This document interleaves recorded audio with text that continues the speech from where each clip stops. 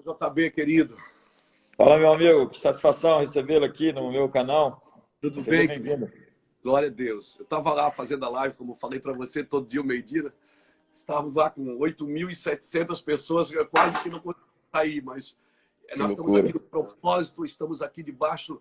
Eu disse, vamos todo mundo para lá agora, porque nós estamos debaixo de diretiva. Ninguém está atrás de seguidor agora. Nós estamos atrás de uma diretiva do Senhor para esses dias. Então, você que está organizando, JB, essa plenária para amanhã, essa confraria, né, de apóstolos e profetas para amanhã, estou aqui, vamos estar juntos nesse propósito. Que lindo. Amanhã é o dia da verdade. Vamos bombardear o céu com decretos divinos, com palavras proféticas contra o medo, contra o engano, contra a mentira. As pessoas falam que amanhã é o dia da mentira. Nós vamos dizer que é o dia da verdade, é o dia da virada. E Glória a que Deus, glória a esse Deus. engano... Há um elemento estranho no ar, apóstolo? Tem um elemento, tem um espírito de engano que você, assim, e, e a fábrica desse fake news, ela se aproveita disso, né? Se aproveita desse engano para estabelecer as suas meias-verdades. E às vezes até as meias-verdades ela é pior do que a mentira, porque ela tem um teor de verdade, mas o fundamento é mentiroso. Então é mais fácil você tirar a pessoa do mentira do que da meia-verdade, né? Então eu acho sim que a gente está num propósito. Eu estava aqui lendo agora, JB, Neemias 4,16, quando Neemias ele fala assim, olha, metade dos meus homens estava trabalhando na construção e a outra metade estava com a espada na mão. E aí o Senhor usou um pastor nosso aqui, pastor Gessé Perão, dizendo que nós estamos corporativamente trabalhando juntos, entre igreja e governo.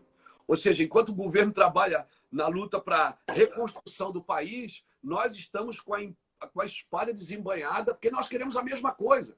Todos querem a mesma coisa, né? E quem está indo para o mesmo lugar se encontra no caminho. Então, eu creio que todos nós queremos a mesma coisa, todos nós queremos o mesmo propósito, todos nós estamos querendo a transformação, né? Temos uma palavra sobre o Brasil, que o Brasil vai enviar seus filhos, que o Brasil vai discipular nações. Então, o Senhor está tratando da casa primeiro, o Senhor está limpando a casa primeiro.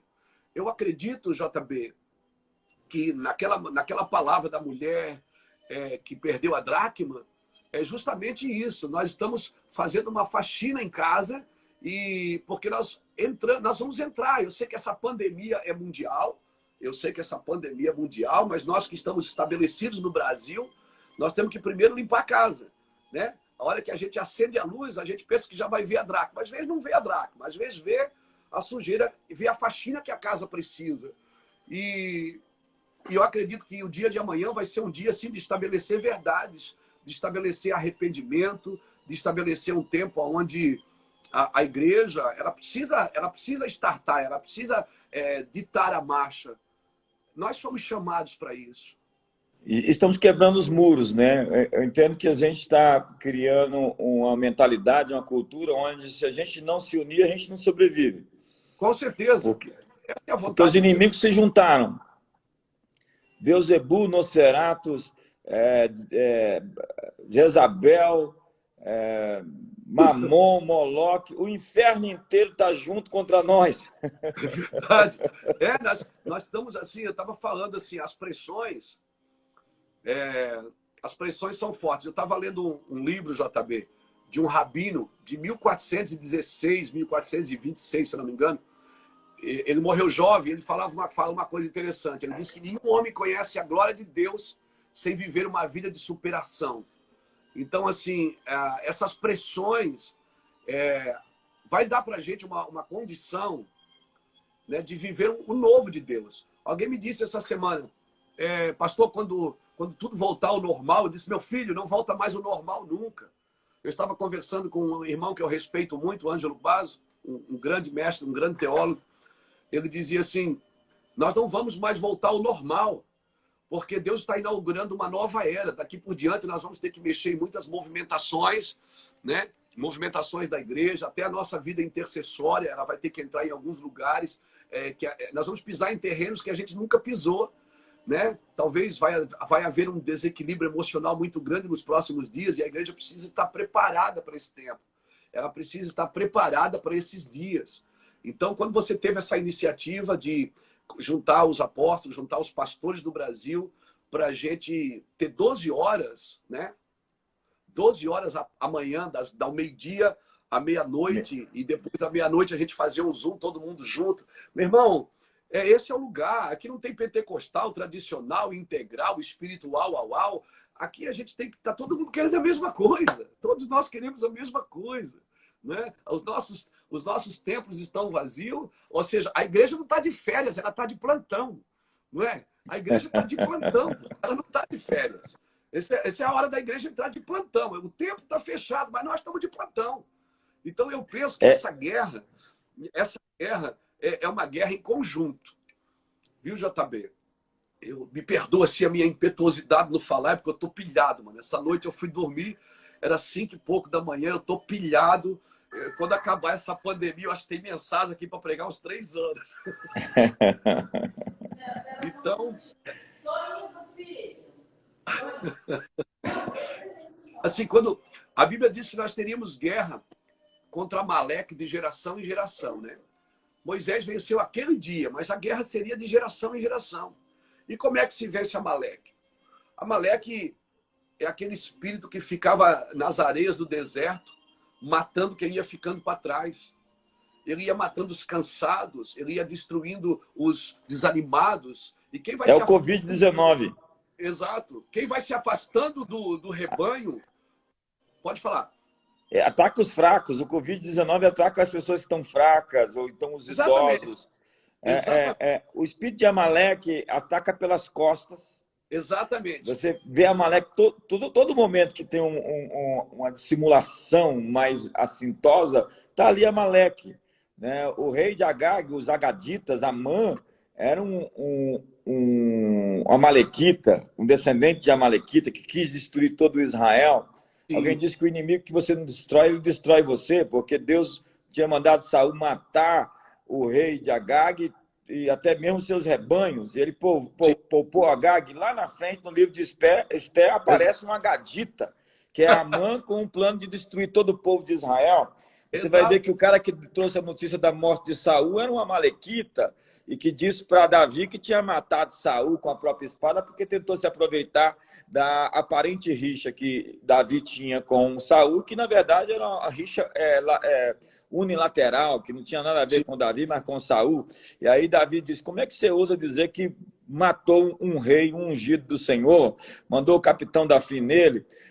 Foram os amalequitas que atacaram as famílias lá em Ziglag, quando Davi estava fora com os guerreiros. Os amalequitas atacam as mulheres, as crianças e as famílias. A nossa guerra, eu entendo que a gente está identificando um inimigo que ele não tem uma ética, uma moral de guerra.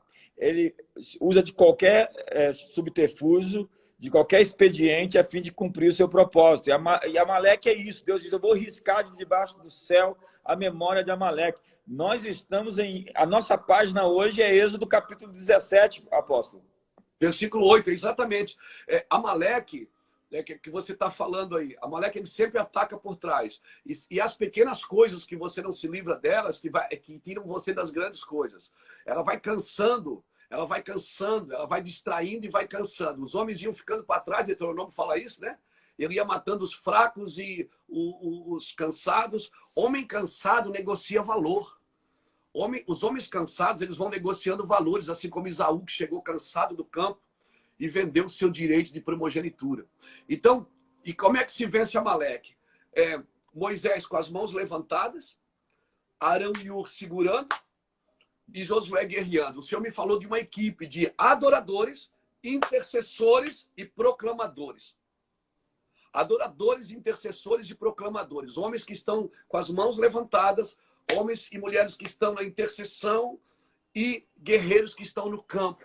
E a Bíblia diz que essa guerra não se vence na batalha, se vence no monte, no altar. Porque quando as mãos de Moisés baixavam, Josué lá embaixo perdia a batalha. Mas quando as mãos levantavam, Josué lá embaixo prevalecia. E as mãos precisam ficar levantadas.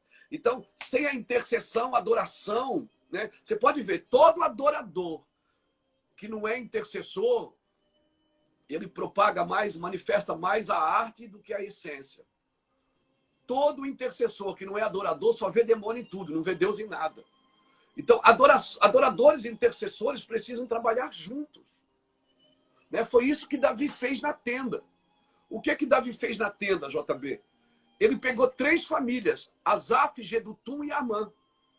Estuda as 3 famílias. Adoração, intercessão e proclamação. E qual foi o primeiro salmo que Davi criou? O primeiro salmo que Davi criou é o primeiro salmo que Davi deu. Rapaz, isso é maravilhoso. Porque o primeiro salmo que Davi deu está aqui em 2 Crônicas. Oh, perdão, 1 Crônicas. Deixa eu ler aqui, porque é muito forte isso. Isso precisa ler. O primeiro salmo diz assim, ó, capítulo 16 de 1 Crônicas, versículo 7. Nesse mesmo dia, Davi entregou a Asaf e a seus irmãos pela primeira vez o seguinte salmo de ação de graças ao Senhor. Versículo 8. Louvai ao Senhor, adoradores. Invocai o seu nome, intercessores. Fazei conhecidos seus feitos, proclamadores. Então, esse salmo foi o primeiro salmo que Davi deu para os cantores da arca, que cantavam ao redor da arca. Adoração, intercessão e proclamação. Então, toda guerra ela vai ter adoradores, intercessores e proclamadores. Jesus chega na terra e levanta quantos homens para estar perto dele? 3. Adoradores, adorador. Quem foi adorador? João. Deitava a cabeça no peito de Jesus. Quem era o intercessor? Quem era o intercessor? Tiago, que morreu pela igreja. Quem era o proclamador que começou a primeira mensagem?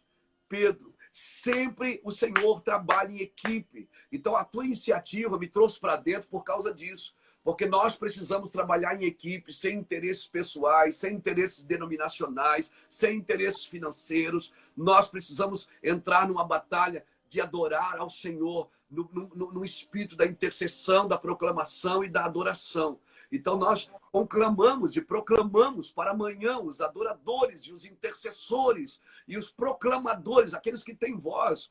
Irmãos, deixa eu ser claro, tem muita gente na internet falando, mas às vezes você não tem o que dizer. Se não tem o que dizer, não fala. Você não é um proclamador. Se você não tem o que dizer, não vá para a internet fazer live se você não tem o que dizer agora. Quem sabe o Senhor quer você trancado num quarto adorando. Você tem que discernir aonde Deus te colocou nesses dias. Então, JB, eu penso que nós precisamos afinar o corte, ajustar a mira nesses dias e trabalhar em equipe. Adoração, intercessão e proclamação. Deixa eu viajar um pouquinho aqui, que eu sei que você gosta de viajar. Então, assim, quem era o proclamador? O arcanjo que proclamava, o anjo que proclamava. Quem é? Gabriel. Quem era o anjo que vinha para a guerra? Toda a cabeça, quando tinha uma guerra, ele estava enfiado no meio, Deus enviava ele. Quem era? Miguel. O intercessor e o guerreiro e o proclamador. Um vinha trazer boas novas, que proclamava, o outro vinha fazer guerras, que intercedia. E, segundo, né, a nossa teologia, quem era o adorador? Quem era aquele que regia a adoração? Lúcifer. Aí Lúcifer cai.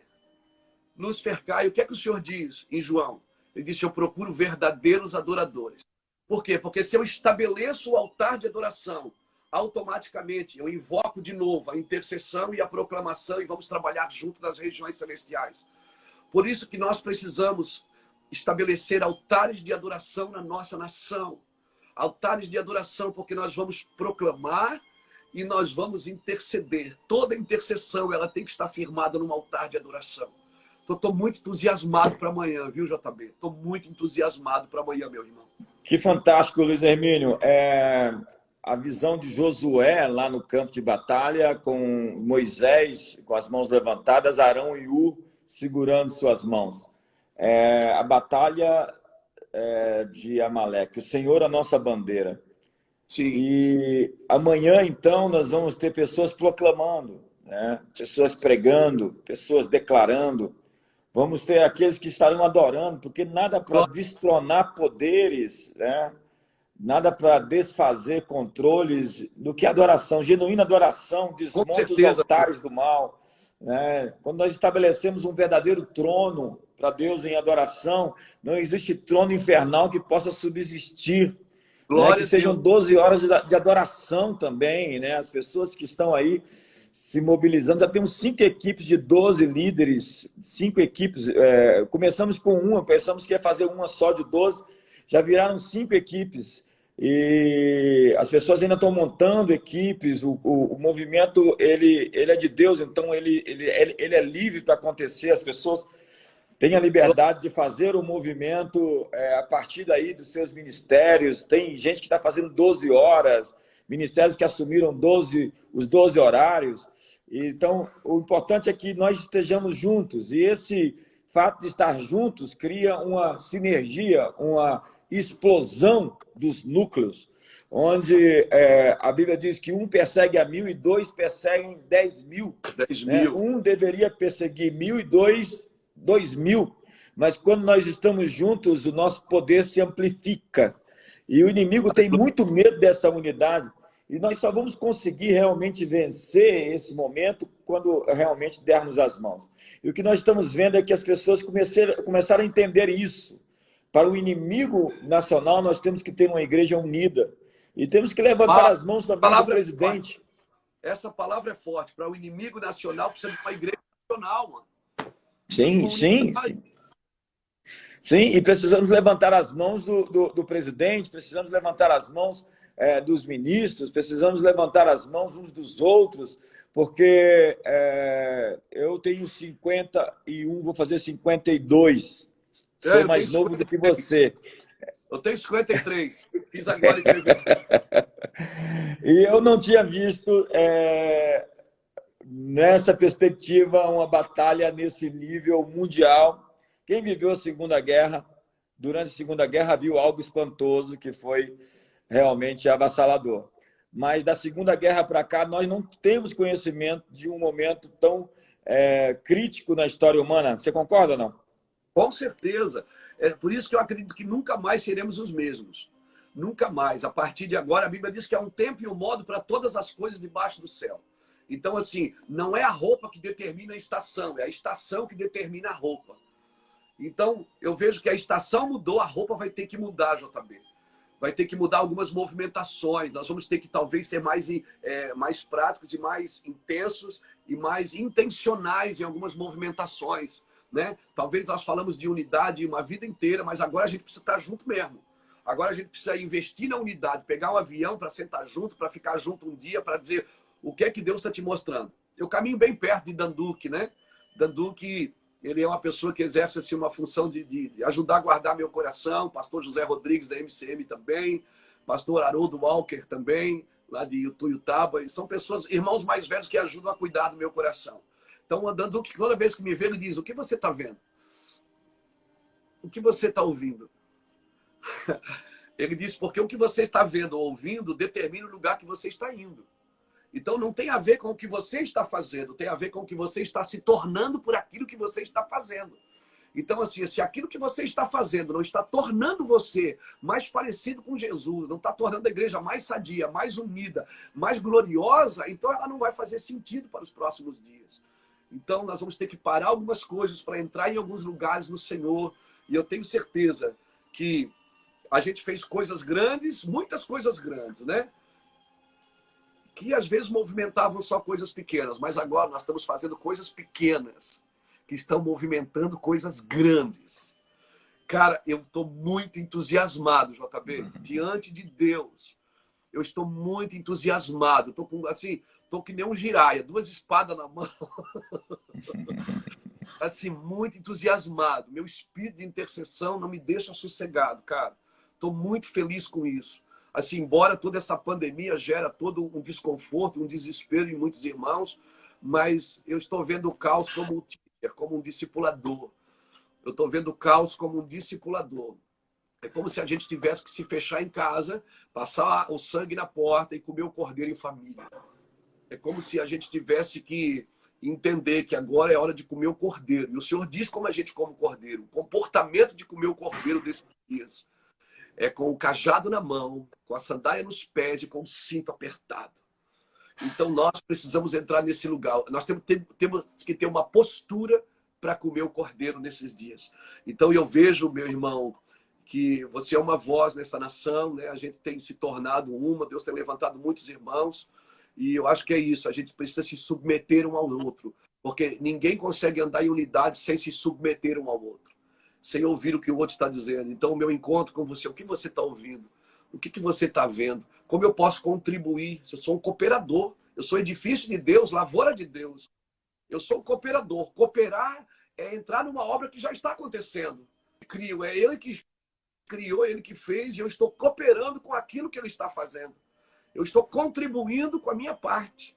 Então, cara, diante de Deus, meu coração está na mesa. Meu coração está na mesa por essa nação.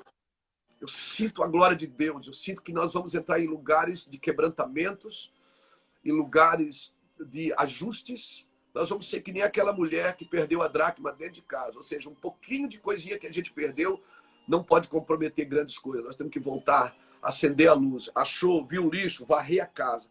E vamos achar, e vamos sentar com os nossos irmãos. Olha, eu achei essa parte aqui. Você achou, achei a minha parte. Eu achei a minha parte. Então vamos juntar tudo.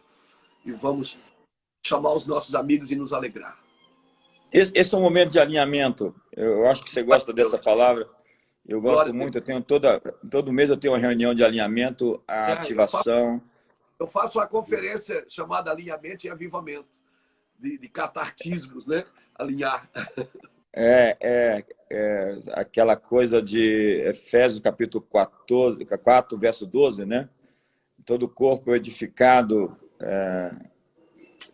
pelas juntas e articulações, está falando de todo o corpo alinhado.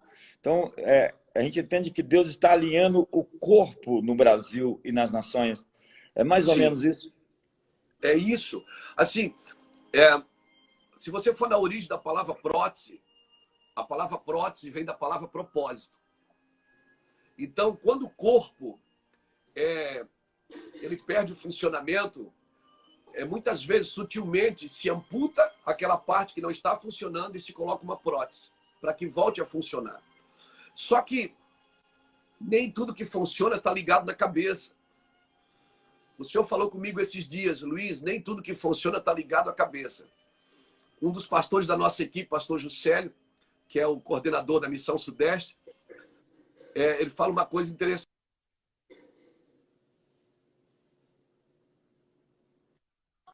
A prótese, né?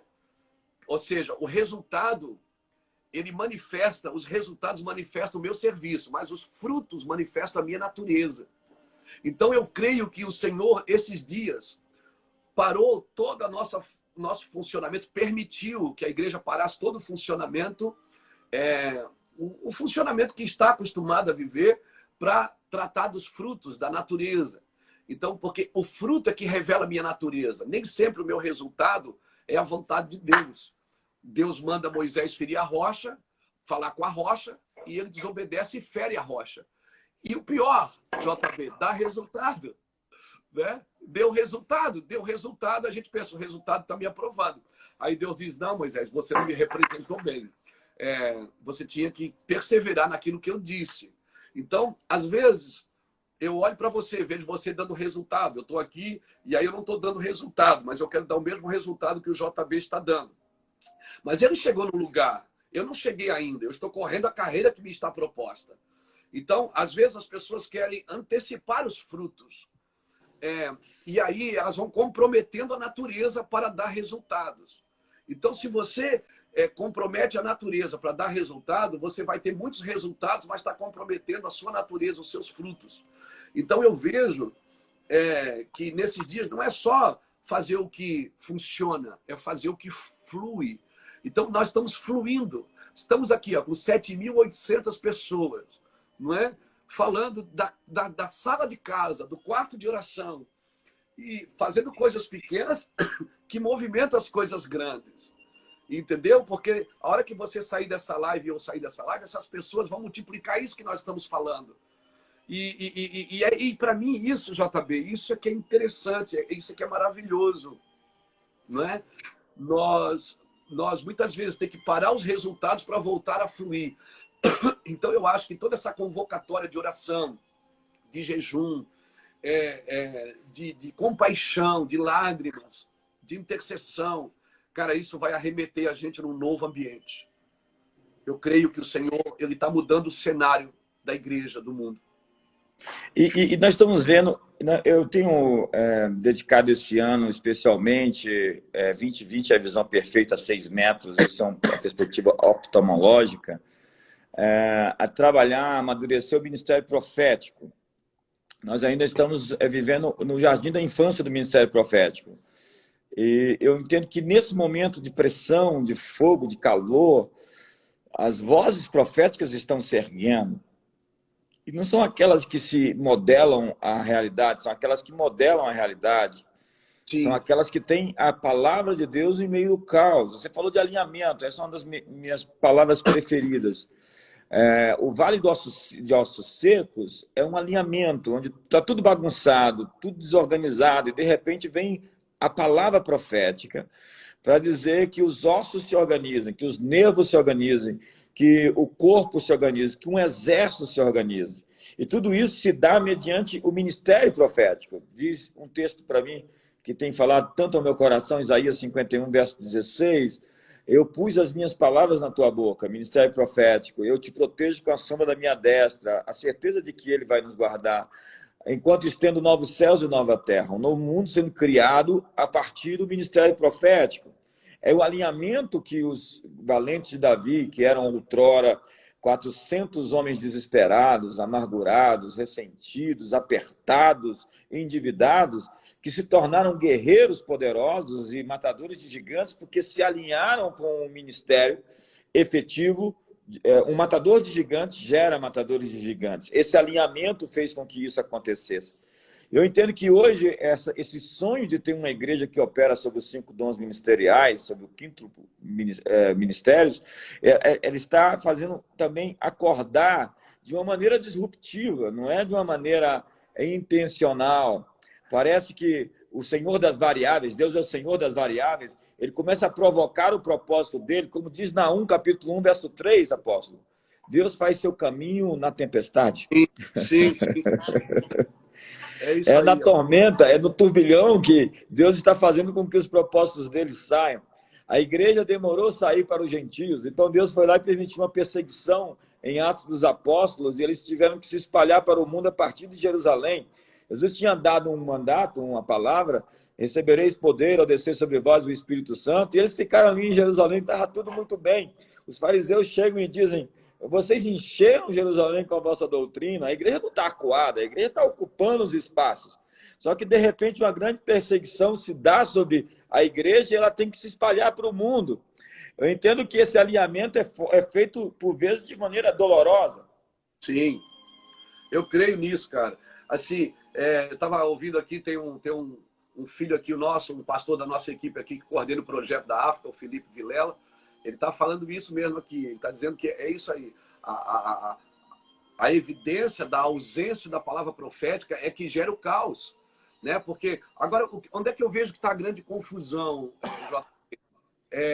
Porque muitas pessoas confundem o ministério profético com o dom de profecia. Né? O dom de profecia, ele fala ao indivíduo. JB, assim te diz o Senhor. Agora, o ministério profético, ele profetiza o território. Ele profetiza a nação. Ele declara, Israel, assim te diz o Senhor.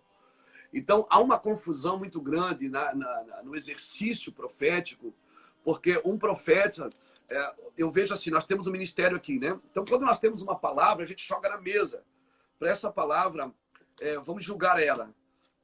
Vamos julgar ela na percepção do pastor, da percepção do evangelista, na percepção do apóstolo. E o Vale de Ossos Secos tem muito a ver com isso, né? Com esse alinhamento. Porque, se você vê Ezequiel, ele profetiza aos 5 ministérios. Ele profetiza aos ossos, aos nervos, à carne, à pele e ao espírito. Ele profetiza aos 5 ministérios. Então, um monte de ossos só se torna um grande exército se tiver o exercício dos 5 ministérios. Então, eu não preciso ser tudo isso. Eu sei, JB, que eu não sou um pastorzão. de ficar na igreja dia e noite, noite e dia, atendendo pessoas, porque eu quase não deixo as pessoas falarem, eu quero falar toda hora. Então, assim, eu sou um cara de diretivas, eu recebo e pau, recebo e pau. Então, mas eu preciso ter pastores na igreja que estão ali atendendo. Então, assim, a gente precisa ter um exercício dos 5 ministérios no mesmo lugar, no funcionamento, para quê? Para a edificação dos santos, primeiro, para depois o desempenho do ministério. Então, o exercício dos 5 ministérios, primeiro, a prioridade dele é a edificação dos santos, é a edificação da casa, para depois o exercício dos 5 ministérios. Né? Então, assim, às vezes os ministérios eles querem exercitar uma coisa que não estão vivendo. Querem exercitar, querem levar para a mesa uma comida que eles não comeram, vender um produto que eles não compram. Então, isso é muito perigoso. Eu vejo essa grande edificação em nossas igrejas, em nosso trabalho. E a gente, como, né, eu sou pastor também local, você também, você pastoreia a igreja, você está lá, mas o exercício apostólico e outra coisa também, isso também foi muito confundido com títulos, né? Muito confundido, assim, eu fui ungido apóstolo 5 vezes, né? É verdade, desde 1900, eu fui ungido a primeira vez em 99. O meu padrão apostólico, eu digo, não me chama de apóstolo, pelo amor de Deus. Em 1900, eu fui ungido na Argentina, eu fui ungido pelo irmão de Cuba, eu fui ungido por irmãos brasileiros, eu fui ungido fora do país 5 vezes. Até que em 2009, 2010, alguém disse, Luiz, você precisa assumir. Eu disse, não, eu tenho vergonha, porque eu não posso assumir uma coisa que eu não entendo. Eu preciso entender ela, mas Luiz, você precisa exercer a função. Então, aí, quando eu comecei a estudar sobre a função, assim, me entendam todos, nós herdamos dos nossos irmãos americanos a cultura pastoral. A cultura pastoral, o que é? É uma pessoa que cuida de uma igreja sozinho. Tem aquela mega igreja e ele é sozinho para cuidar de tudo. Então, ele prega para as crianças, para os adolescentes, prega para tudo. Se ele não perder a família, no final ele morre de AVC ou do coração, porque ele não aguenta tudo isso. Então, nós criamos uma igreja com um fundamento pastoral. Aí, anos atrás, nós começamos a ouvir os nossos irmãos latinos. E nós tínhamos um problema. Nós tínhamos uma igreja com fundamento pastoral. E aí nós começamos a ouvir irmãos latinos e começamos a ungir apóstolos. E aí agora a gente tem 2 problemas. Uma igreja com fundamento pastoral e um movimento apostólico. Então nós precisamos justamente fazer essa transição. Porque a igreja ela precisa de um fundamento apostólico e um movimento pastoral. Onde um cuida do outro, onde um ajuda o outro, onde um serve o outro. Então eu acho que o nosso trabalho apostólico é trabalhar os fundamentos.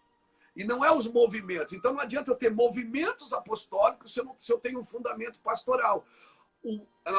O meu trabalho, eu entendo, JB, eu entendo que o trabalho dos apóstolos desse dia é transicionar isso para um fundamento apostólico e um movimento pastoral, onde um cuida de outro nas células, onde um cuida de outro nos convívios, onde um cuida do outro na igreja. Então, é isso que eu estou trabalhando para transicionar, para dizer, ó, os apóstolos e profetas, eles são fundamento.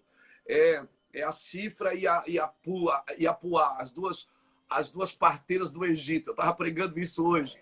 As 2 parteiras do Egito, que têm uma sentença de morte na mão, mas elas não ouvem a sentença de morte de Faraó. Elas vão trazer a vida. E aí eu fui estudar sobre as parteiras. Diz em alguns ensinos rabínicos que elas eram parteiras porque elas eram estéreis. Ou seja, muitas das parteiras elas não tinham filhos. Como elas não tinham filhos, ela ia ajudar outras pessoas a terem filhos. Ou seja, naquilo que elas tinham fracasso, elas iam ajudar outras a ter sucesso. Então, quando você ajuda pessoas a ter sucesso naquilo que você tem fracasso, cara, o que é que aconteceu? A Bíblia diz que Deus lhe concedeu famílias. Deus deu família para elas. Ô, JB, isso é muito forte, cara. Por quê? Porque se você tem consciência que você não tem aquele chamado, mas você ajuda os outros a ter sucesso naquilo que você tem fracasso, certamente o temor de Deus vai gerar em você a condição de você gerar também. Porque você ajudou outros a enriquecer, você ajudou outros a prosperar, você ajudou outros a conduzir seu ministério, ajudou outros a levar a arca. E agora Deus diz, porque você fez isso, você ajudou, empoderou outros. Eu vou te empoderar também, vou te dar família, vou te dar filhos. Então, nós estamos nesse cenário, meu amigo, com a sentença de morte, Poá e Cifra, luz e brilho. Nós temos que ser luz e brilho num lugar onde a sentença de morte se estabeleceu, onde o engano se estabeleceu, onde o medo que nascem os libertadores se estabeleceu, onde o medo que o Messias venha se estabeleceu. Nós vamos fazer isso em nome de Jesus. Amém, amém. Efésios 2:20, alguém está colocando aqui, é engraçado. É difícil lidar, às vezes, com a mentalidade religiosa. Talvez seja a nossa maior dificuldade hoje é essa, né? Alguém dizendo que o fundamento é Cristo. Ninguém nega isso, né? Ninguém pode estabelecer outro fundamento a não ser o que está estabelecido. Jesus Cristo, 1 Coríntios capítulo 3, verso 11. Mas Efésios 2:20 diz que edificado sobre o fundamento dos apóstolos e profetas. Ou seja, nós precisamos de uma fundamentação apostólica e profética, que esses ministérios andam juntos. É Cristo, gente. Tem gente que acha que a gente quer tomar o lugar de Cristo. Tem gente que pensa que eu estou falando em apóstolo. O meu nome é Luiz Hermínio dos Santos. Apostólico é a função que eu exerço. A função que eu exerço. Alguém me perguntou assim, pastor, como é que eu te chamo? Te chamo de pastor, te chamo de apóstolo, te chamo do que é vice-deus? Eu digo, meu filho, deixa eu te falar uma coisa. Você recebe de mim aquilo que você reconhece que eu tenho.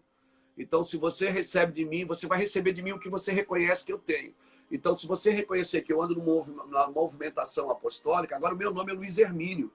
Paulo, servo de Jesus Cristo, chamado para ser apóstolo, segundo a vontade de Deus. Então, assim, você quer lutar contra... mas Paulo era Paulo. Paulo era apóstolo Paulo foi o último apóstolo. As pessoas precisam entender que nós não somos apóstolos de Cristo, nós somos apóstolos da igreja, a partir de Antioquia, a partir de Atos capítulo 13.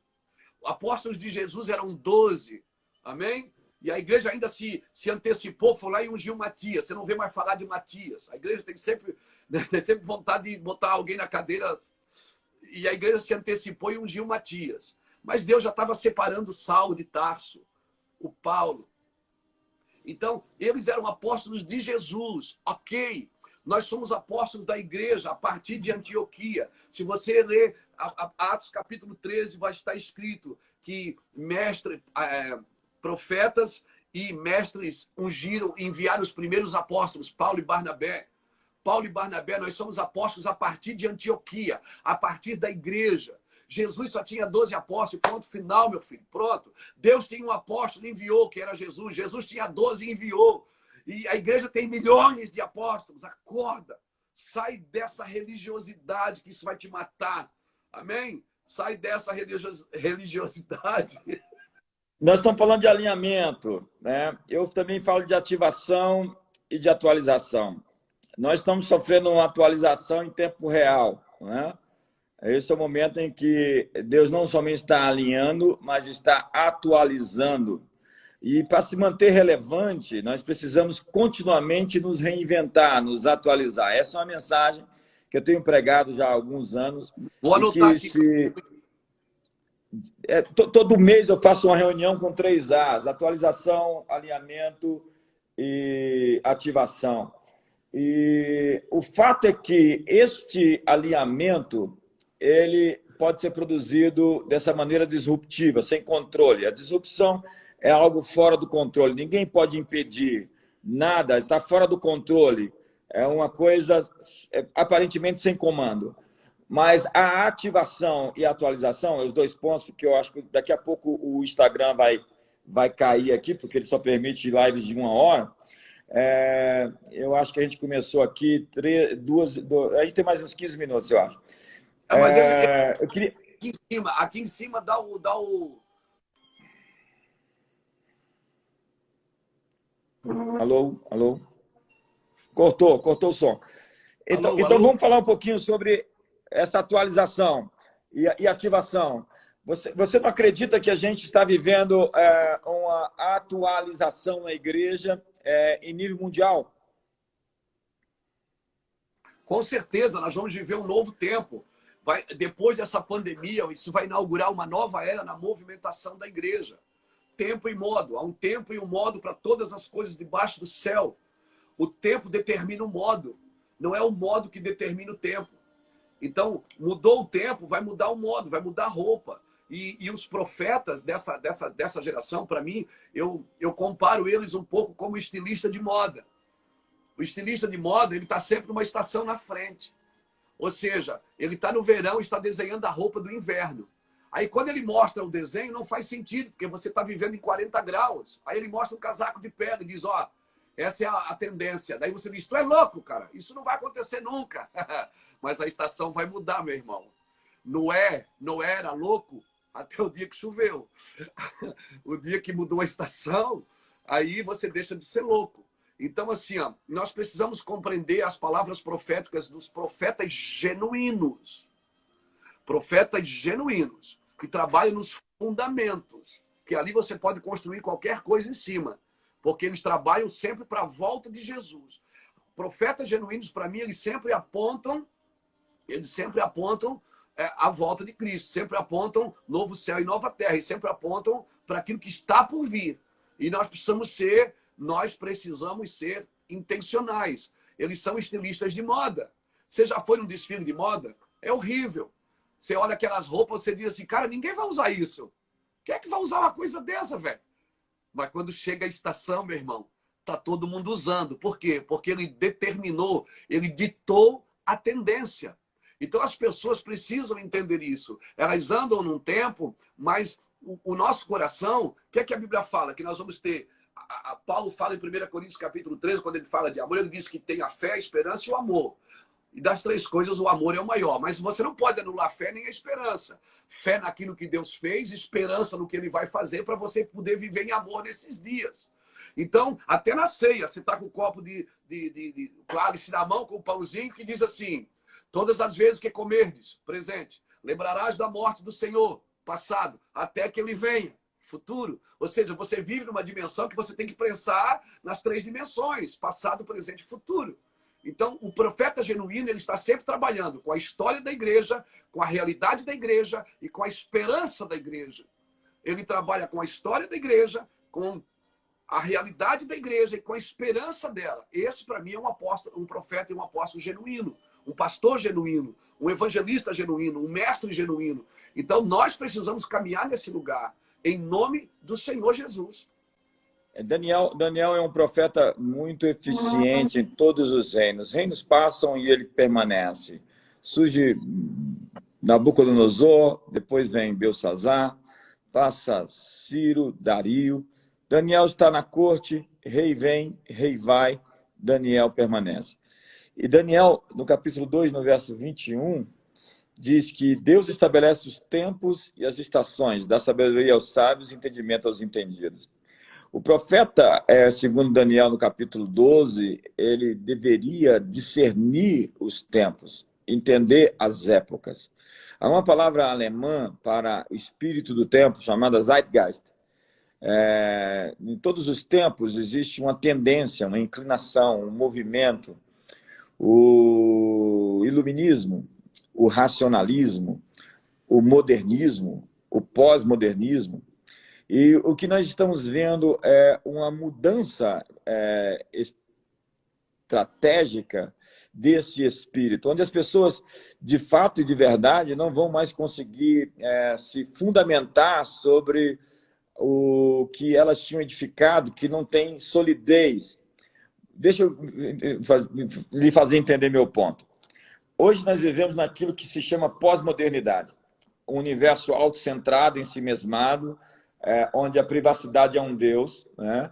Onde as pessoas elas são egoístas e elas têm uma justificativa para isso. Você vai em Nova York é um dos piores focos da epidemia no mundo, e elas têm seu personal space.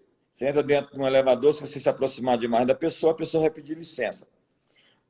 As pessoas não permitem-se ser discipuladas, serem influenciadas, serem confrontadas, serem trabalhadas. Elas têm a sua privacidade. Alguém disse que é o homem massa, é o homem pasta, sem consistência, é o homem panqueca. Ele é largo, cheio de muitas conexões, contudo é raso. Ele é profundo, ele é um jogo de palavras, né? No fundo, ele é raso, porque ele não tem a consistência, a durabilidade. E essa pós-modernidade, gerou a ideia da luciferização de todos nós, humanos. Como? Quando você, em si mesmado e autocentrado, se torna mono, único, juiz final dos seus atos. Você tem a capacidade de julgar, inclusive, o que é certo e errado. Você não aceita um código de verdade, uma verdade absoluta. Você diz que a verdade pode ser editada, inventada, fabricada, mercandejada, ela pode ser produzida. A verdade é um fruto de uma convenção social. Então, nós podemos criar a verdade. Essa é a expectativa do espírito da época. A primeira vez que essa palavra pós-modernidade surgiu foi em 1979, com um francês. Muita coisa ruim sai da França. Espero que daqui por diante algumas coisas muito boas possam vir de lá também. E vem com o sentido de uma decepção ou uma frustração, um desencanto com o futuro, uma desesperança. Profetas também trazem esperança. Profetas têm a função de guiar o povo no meio ao desespero e ao caos. No meio disso tudo que nós estamos vivendo, apóstolo Luiz, nós estamos vendo muita gente fazendo coro com o desânimo, fazendo coro com o caos, fazendo coro com a tragédia, e se informando a partir dos noticiários e inflamando as pessoas à sua volta. O que nós temos visto são pessoas que não modelam a realidade, mas que estão sendo modeladas por ela. Eu tenho feito esse quadro todos os dias ao meio-dia, perguntando o que os profetas estão dizendo. É muito bom te ouvir, é edificante para mim, edificante para todos nós, porque nós precisamos de uma voz que clama no meio do deserto. Não uma voz que se fundamenta sobre aquilo que já pode ser constatado, percebido, porque senão nós seríamos profetas de oportunidade. Nós estamos aproveitando as condições que existem para profetizar a partir daí. E foi isso que muita gente fez, acusando, apontando o dedo e sentenciando. Mas nós estamos vendo um novo horizonte. Nós estamos vendo uma perspectiva. Nós temos um olhar para aquilo que está aparecendo e que está saindo à luz. Porque ser profeta daquilo que já existe ou que já está estabelecido não é realmente antecipar-se aos fatos. Glória não é antecipar-se aos acontecimentos. É simplesmente se sujeitar ao espírito do tempo. E eu quero propor que nós, na verdade, estamos proclamando um novo espírito do tempo, que é, na verdade, o espírito da eternidade. A Bíblia fala sobre justiça, alegria, paz, gozo no Espírito Santo, não é comida nem bebida. E tudo que não está fundamentado sobre esses valores de justiça, o meu trono estabelecido sobre justiça e juízo, é aquilo que está sendo abalado hoje. Porque qualquer coisa que esteja firmada nesses valores eternos de Deus vai permanecer. E aquilo que não está fundamentado em Deus vai desaparecer. Forte demais. Estou escrevendo isso, cara. Muito forte. Muito bom. Muito bom, cara. Muito bom. Meu pai. É isso aí. Eu creio nisso. Porque o que nós estamos vivendo hoje é uma histeria coletiva. E surgem essas vozes. Você falou muito bem sobre a diferença entre pessoas que profetizam e pessoas que são profetas. Há profetas de ofício, né? E há pessoas que profetizam e há pessoas que são pessoas proféticas. Elas têm um discernimento espiritual, elas têm uma sensibilidade, mas isso não faz delas profetas de ofício. O profeta de ofício, eu acredito que você pode corroborar com isso comigo, a fim de que a gente entre em concordância, para que todo mundo saiba se a gente se entende bem nisso aqui, seria alguém que foi reconhecido como tal. Um profeta é alguém que foi reconhecido como um profeta pelo corpo de Cristo e foi ungido. Eu já fui ungido também, apóstolo, algumas vezes. Eu nunca assumi o título, não porque não seja legítimo, é porque o pessoal deixa para lá. Deixa assim, deixa assim. Vamos trabalhar com a unidade. Mas que bom te ouvir, que bom. Esses dias eu estou procurando saber o que os profetas estão dizendo. A gente precisa, hora dessa, precisamos sentar junto, tomar um café e conversar um pouco. Gosto muito de te ouvir. Que bom. Porque nós estamos vivendo uma época onde muitas vozes oportunistas estão ganhando espaço, dentro da perspectiva política, dentro da perspectiva econômica.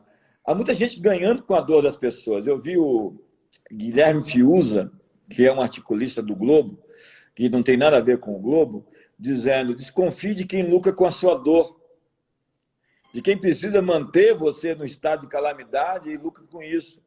Porque nós temos que abrir as chaves e abrir as portas que as pessoas, dar as chaves que as pessoas precisam, a fim de que elas possam realmente viver uma vida onde elas são enviadas e possam se manter. Assim a gente faz com os filhos, né? A gente capacita os filhos a fim de viver uma vida plena, onde eles não precisam depender de nós para sempre.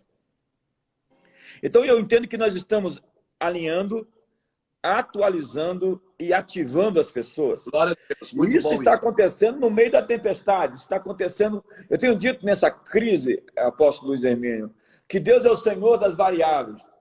Nada se perde, tudo se transforma. Deus está aproveitando todos esses movimentos, todas essas conspirações, que não são mais teorias de conspiração, tá? Para mim já está muito claro que não tem uma teoria de conspiração. Tem uma conspiração em tempo real. Os príncipes conspiram contra o Senhor e o seu ungido. Tem até base bíblica para falar isso. E Deus está rindo no céu. Você olha para Gênesis 7, Deus diz assim: Moisés, eu vou te enviar a Faraó, e tu vai dizer para ele: deixa, eu vou na frente te atrapalhar. Eu vou na frente para endurecer o coração dele, para aquilo que eu mandei ele fazer, ele não obedeça. É doideiro demais, cara. Amigos, as pessoas estão perguntando como é que vai ser o dia de amanhã. O dia de amanhã serão 12 horas, de meio-dia à meia-noite. Nós vamos bombardear os céus com palavras proféticas, com decretos divinos. Vamos dizer que o príncipe da potestade do ar está sendo dissipado. Entenda, escatologicamente, o sétimo anjo lança sua taça sobre os ares. Os ares é onde acontecem essas ondas. Estão sendo transmitidas pelo ar. O espectro eletromagnético, as pessoas estão recebendo informações pela televisão, pelo ar, as ondas de rádio FM e AM são transmitidas pelo ar. Então vem o anjo e joga a sua sétima taça sobre o ar, para ferir o príncipe da potestade do ar. E nós precisamos lançar palavras, decretos divinos para os ares, para os céus, a fim de dissipar. As trevas cobrem a terra, mas sobre ti está nascendo a glória do Senhor. A resposta está na igreja. O único movimento, a única instituição capaz de parar essas portas do inferno que se abriram é a igreja. Não é o governo federal, nem estadual, não é o STF, muito menos o STF, nem todas as organizações filantrópicas do mundo. A igreja é o instrumento de Deus para fazer parar o inferno. E eu quero convocar você amanhã para estar durante 12 horas. 12 horas com mãos levantadas. Eu quero que os varões levantem mãos santas, sem ira, nem animosidade. É a hora da igreja marcar a posição. A Bíblia diz: resistir ao diabo e ele fugirá de vós. Pisarei sobre serpentes, escorpiões, sobre todo o poder do inimigo e nada absolutamente vos causará dano.